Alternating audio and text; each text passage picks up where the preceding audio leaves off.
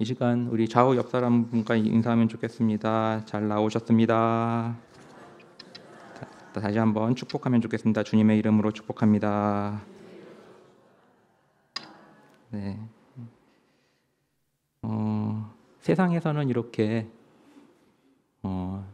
네, 축복하며 또 권면하며 또 용기를 북돋워주는 그러한 공동체 이러한 모임은 드문 것 같아요. 오직 교회만이 서로에게 주님의 이름으로 축복을 빌어주고 또 주님의 사랑으로 또 살아가며 또 주님의 몸된 교회를 세워가는데 이렇게 쓰여지는 그러한 공동체로 불러주셨 그 주님의 은혜가 있는 이 모임이라고 할 수 있겠습니다. 여러분 오늘 이 자리에 나오셨습니다. 왜 나오셨나요? 우리 우이제일교회 성도님들은 다 체질화가 되셔가지고 40일도 했는데 이거 5일 못하겠느냐 이러시면서 그냥 특별 새벽기도의 자리니까 나와야지 하시면서 나오셨을 것입니다. 또 물론 또 나오면 하나님께서 예비하신 은혜가 있습니다.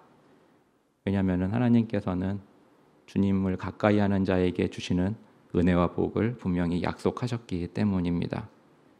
그래서 우리 어린이들도 잠 많은 시기에 이 자리에 나온 것도 물론 부모님이 깨워주셨을 수도 있고 본인 스스로의 의지일 수도 있겠지만 큰 맥락에서 보면은 주님께서 부르셨습니다. 주님께서 복 주시려고 부르셨습니다. 그러니 이 은혜의 자리, 복된 자리에 나오신 우리 성도님들 한 사람 한 사람의 삶에서 주님께서 선한 길로, 좋은 길로 인도해 주실 것을 믿습니다. 우리 현대의 시 중에서 제목이 나무로 창을 내겠소라는 시가 있습니다. 교과서에도 실렸던 시기도 한데요. 우리 김상용 씨의 시이기도 합니다. 근데 거기서 이 나무로 창을 내겠소 제목은 많이 들어보셨을 분도 계시지만 그거보다 더 그 시의 식구 중에 하나가 더 많이 들어보셨을 겁니다. 바로 무엇이냐면은 왜 사냐건 묻거든 웃지요. 그럼 왜 웃을까요? 이 시인은 왜 웃는다고 했을까요? 왜 사냐건 묻거든. 대답하기 곤란해서이겠죠. 우리도 생각해 보시죠. 학생들에게 야, 너 반에서 몇 등 하냐? 그러면은 웃습니다. 그냥 대답하기 곤란하니까. 우리도 떠올려 보십시오. 웃음으로 대답한 것들 왜 웃음으로 대답하셨어요? 답하기가 곤란하니까 그러셨잖아요. 근데 이 질문은 참 중요합니다. 왜 사냐? 왜 사십니까? 왜 사십니까?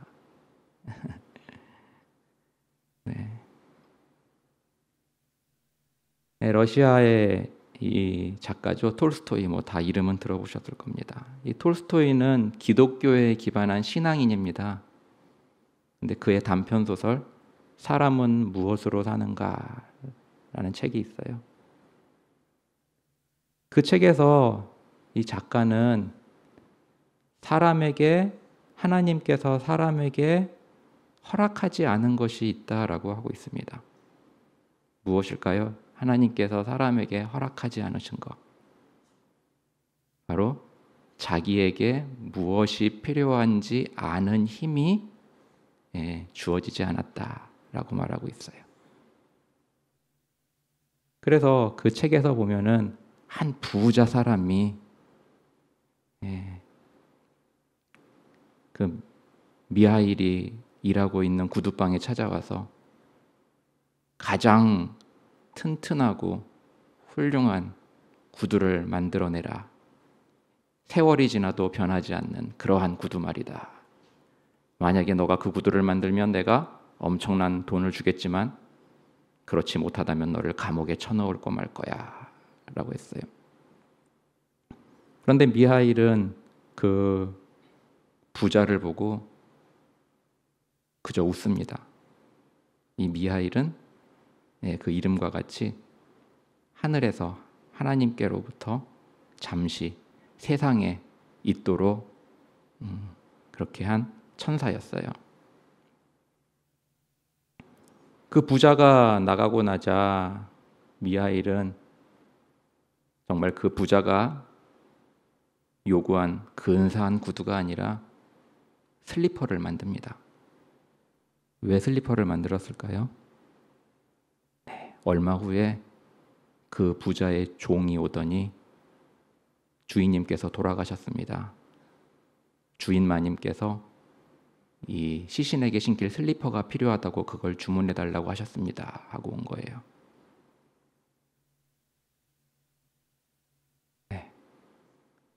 그 부자는 무엇을 믿고 살았냐면 돈을 믿고 살았습니다.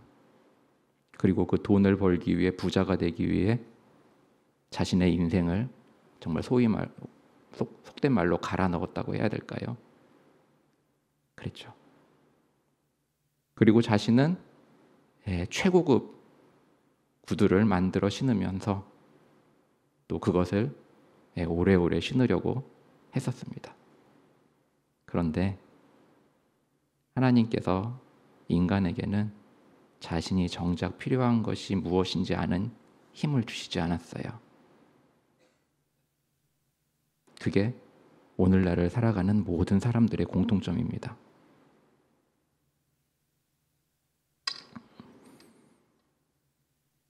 그러면서 톨스토이는 사람은 무엇으로 사는가에 대한 답을 바로 사람은 사랑으로 살아간다라고 말하고 있습니다. 우리 인간의 삶에서 우리는 사랑으로 살아가는 존재들로 하나님께서 부르셨다라는 것이죠.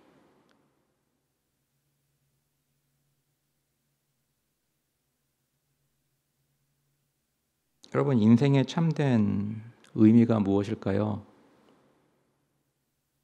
인생의 참된 의미도 주님의 사랑과 연결되어 있다입니다.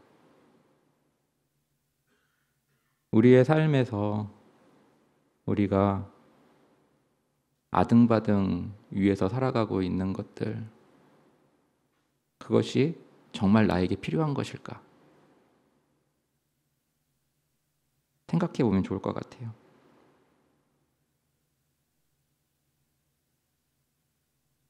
오늘 본문에서 바울은 우리에게 인생의 삶, 우리에게 주어진 삶을 어떻게 하는 것이 잘 사는 것인지를 우리에게 보여주고 있습니다.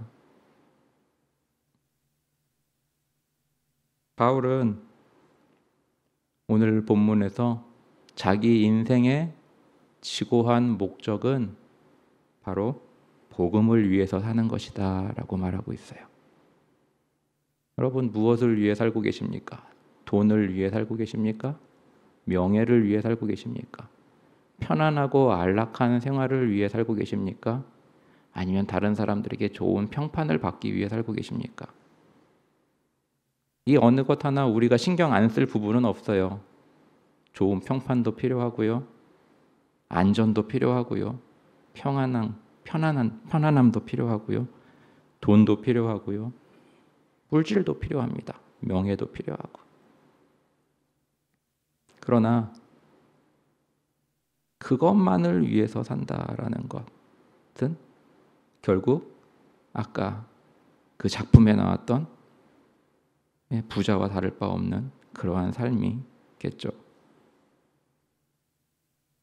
바울은 하나님을 만난 후, 부활하신 주님을 만난 후 그의 삶의 목적은 주님과 복음을 위해 사는 것이 진정한 가치 있는 삶이다 라고 그의 인생관이 바뀌었습니다.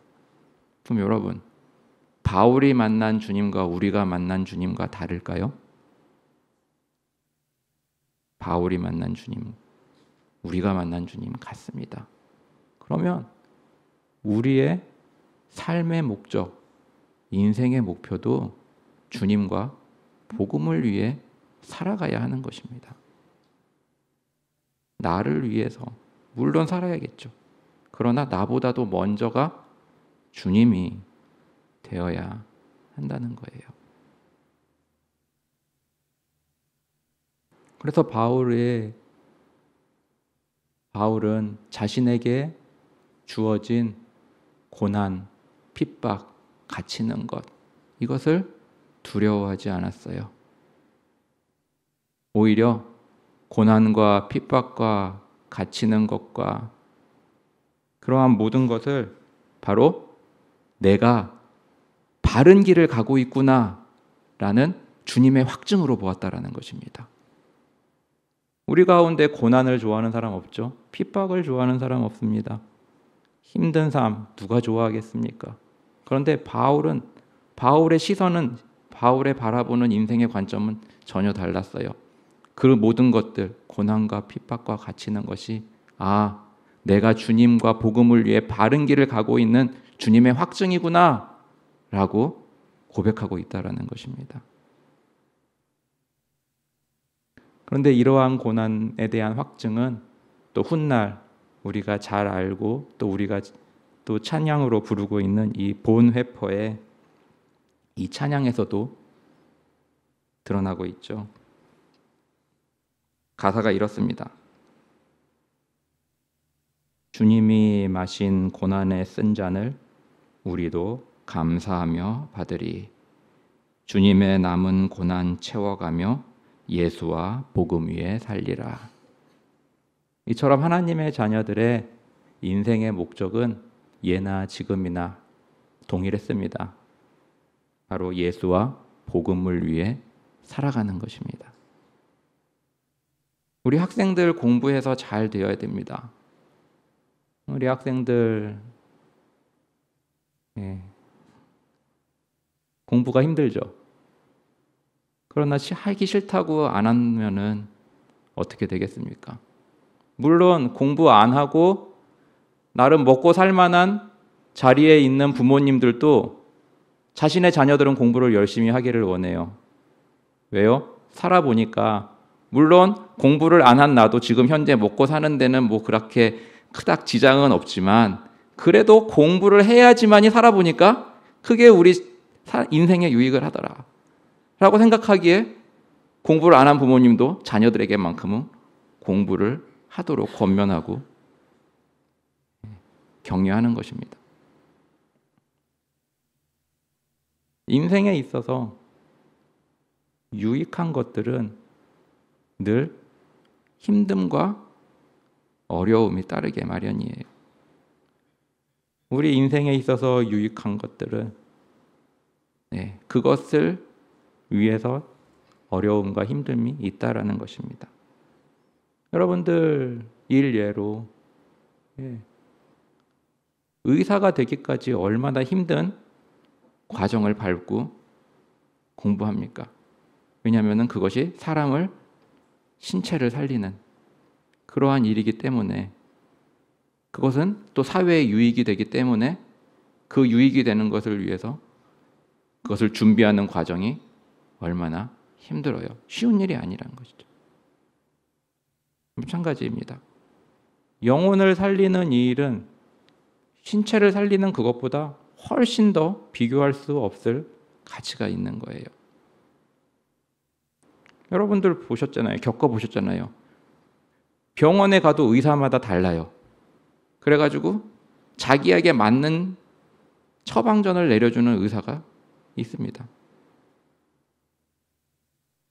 하물며 그렇게 공부를 열심히 하고 의사가 된 사람들도 정확하게 100% 올바른 진단을 내리지 못하는데, 그런데 우리 인생에 있어서 가장 중요한 영혼을 구원하는 일에 있어서는 우리가 너무나 안일한 모습 가운데 살아가고 있지는 않는가 생각해 볼 필요가 있습니다.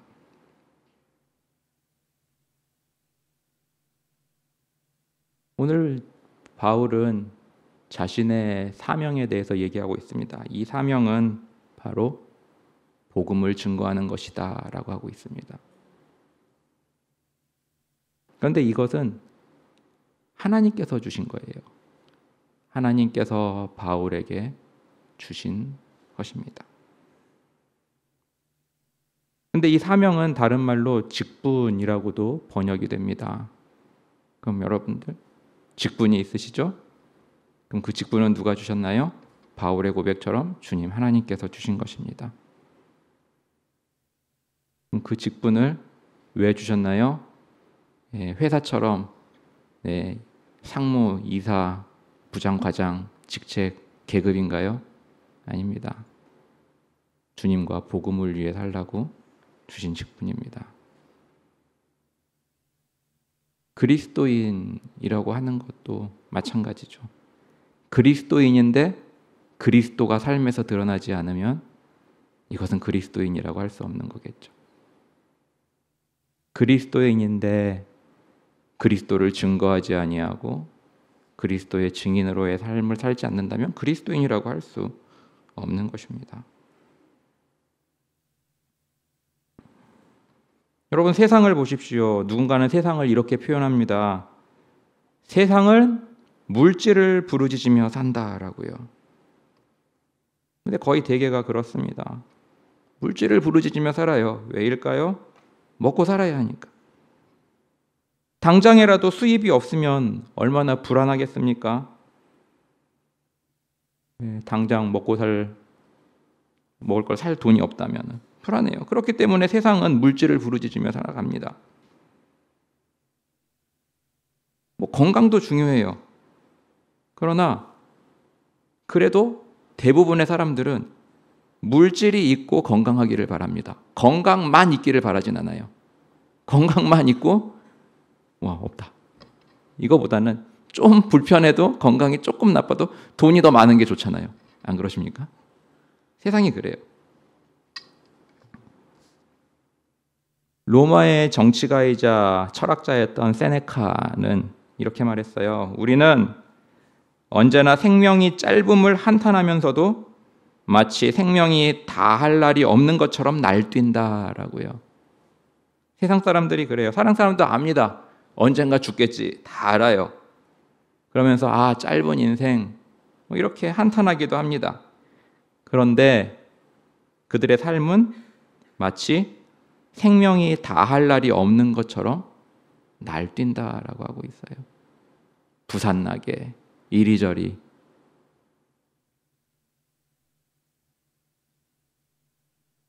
근데 이것은 바른 삶의 모습이 아니라고 성경은 말씀하고 있습니다. 2019년 우리나라에서 번역되어 개봉된 영화가 있습니다. 그 제목은 100일 동안 100가지로 100% 행복 찾기라는 영화예요. 이 영화의 스토리가 주는 메시지는 그 영화의 도입부에서 어느 정도 알 수 있습니다. 영화의 도입부에서는 세대별로 이렇죠. 증조 할아버지 세대, 부모님 세대, 우리 세대 이런 식으로 세대별로 소유했던 물건들의 개수를 말해줍니다. 증조부님 세대에 소유했던 평균의 물건의 개수는 57개, 조부모님 세대에는 200개, 부모님 세대에는 650개, 그리고 우리 세대는 평균 1만 개의 물건으로 생활한다. 공감이 되시나요? 네. 저도 이 것을 보면서 저의 것을 세어봤어요. 대충. 양발만 해도 20개가 넘어요. 신발도 많죠. 옷도 많죠. 집에 있는 볼펜과 펜들은 얼마나 많은지 헤아릴 수도 없어요. 정말 1만 개라는 것이 그냥 허구의 수가 아니라 진짜 하나하나 떼놓고 세어보면은 우리 집안에 있는 게 넘을 것 같아요.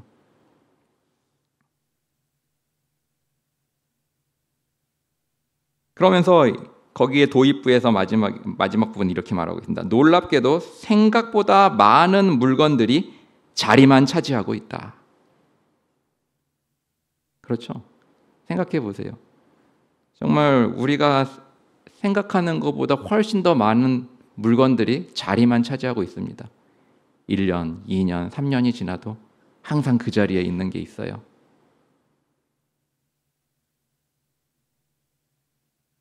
그러면서 이 영화의 마지막 부분에서 이 전체 스토리의 줄거리의 요점은 바로 물질, 물건에서 행복을 찾지 말라입니다.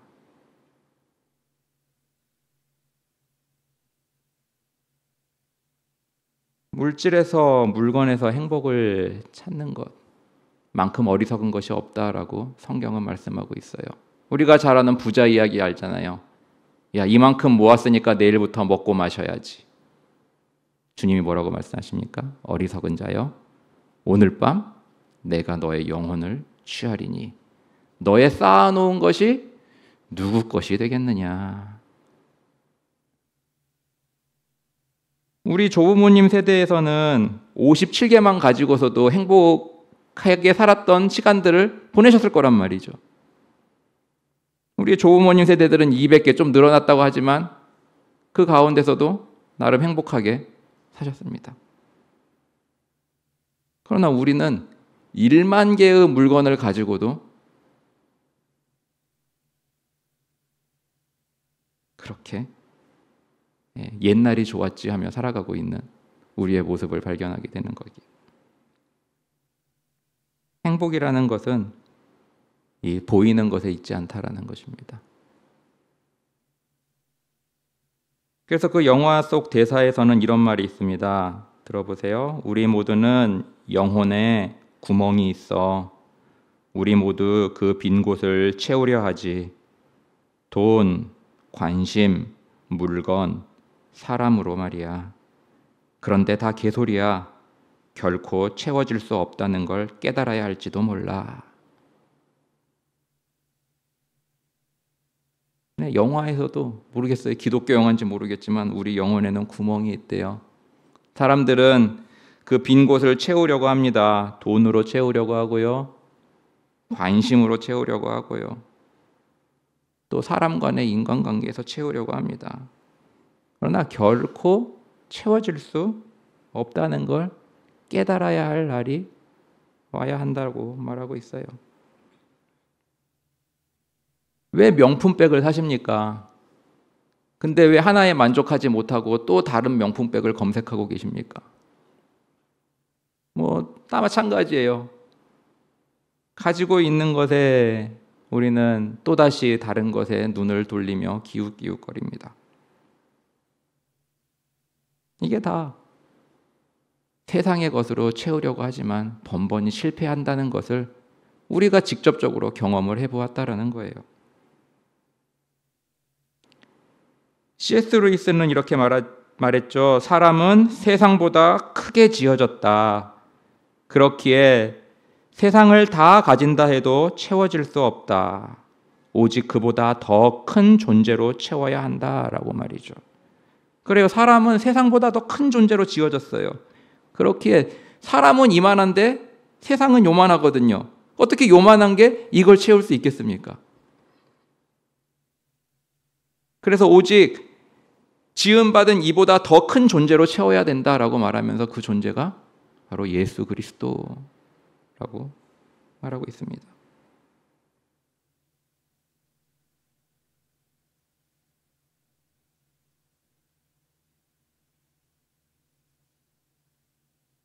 여러분, 예수님을 믿지 않으면 내가 어떻게 살았을까 생각해 보신 적이 있었을 거예요. 아마 얘가 예수님을 믿지 않았더라면 지금 어떻게 살고 있을까? 아마 주님이 아닌 무언가를 붙잡고 살아가고 있겠죠. 또는 이 세상에 정말 염증이 나서 어떻게 됐을지 아무도 모릅니다. 그런데 지금 이 시간에도 예수님을 믿지 않는 사람들은 물질을 위해 살고 물질로 삶의 공허함을 채우려고 하고 물질과 학벌과 인맥과 세상에서 행복을 찾으려고 살아가는 사람들이 이 세상의 사람들이라는 거예요.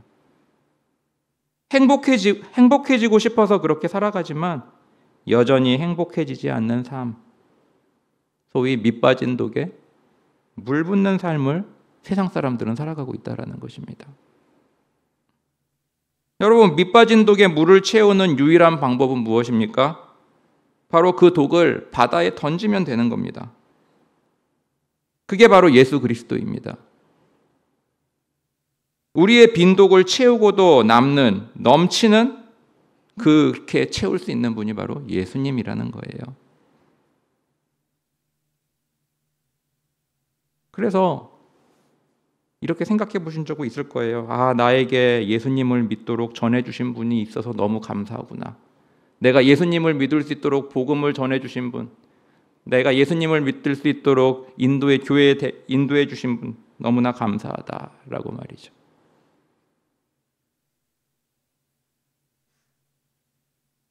여러분, 바울이 부활하신 예수 그리스도를 만나니 어떻게 바뀌었습니까? 세상의 모든 것들이 배설물처럼 여겨졌습니다. 죽음이 무서워서 도망쳤던 제자들이 부활하신 예수님을 만나니 어떻게 됐습니까? 죽음조차 두려워하지 않는 순교의 자리로 담대히 나아갔습니다.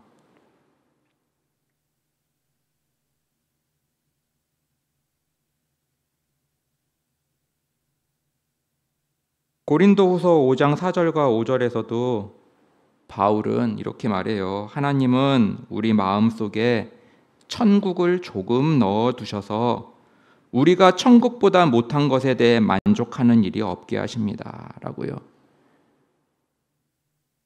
하나님께서는 우리의 마음속에 천국을 조금 넣어주셨대요. 근데 그 조금 넣어주신 그것으로 말미암아 천국보다 못한 것에 대해 만족함이 없게 그렇게 우리를 하셨다라는 것입니다. 여러분, 천국에 전부를 넣어주신 것도 아니에요. 아주 작은 일부만 넣어주신 것으로도 세상에 만족할 수가 없는데 우리가 가게 될 천국이 얼마나 큰 곳인지 상상할 수가 없습니다.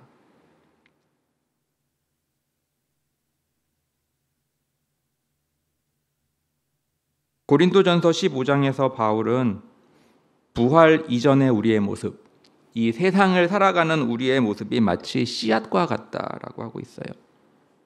여러분들, 토마토 씨앗을 보면서 토마토를 상상할 수 있습니까? 씨만 보고는 이게 무엇이 될지 아무도 몰라요. 근데 바울은 그렇게 말하고 있어요. 부활 이전의 우리의 모습이 마치 씨앗과 같다라고요. 그럼 여러분, 부활한 우리의 모습은 어떨지 상상이 안 갈 수도 있겠죠.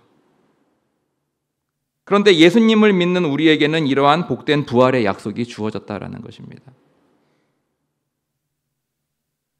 오늘 말씀의 제목이 전도하며 살아가는 우리입니다. 우리의 삶에서 자연스럽게 나타나는 것이에요. 우리는 왜? 그리스도인이니까. 그리스도인이라는 것은 그리스도를 드러내는 사람이니까. 그래서 우리의 삶은 항상 전도하는 삶인 것입니다. 우리의 삶과 우리의 입술, 우리의 말과 행실에서 그리스도가 드러나는 것이. 그리고 또 주님의 복음을 전하는 것입니다. 누구처럼요? 예수님처럼, 제자들처럼, 사도 바울처럼 말이죠. 예수님의 제자들도 사도 바울도 복음을 전했습니다. 그들이 만난 성령님과 우리가 만난 성령님 다르지 않아요. 그들이 만난 주님과 우리가 만난 주님 다르지 않아요. 우리 새벽 기도에서 말씀하셨듯이 성령님이 하시는 게 뭡니까? 그리스도를 드러내시는 거잖아요.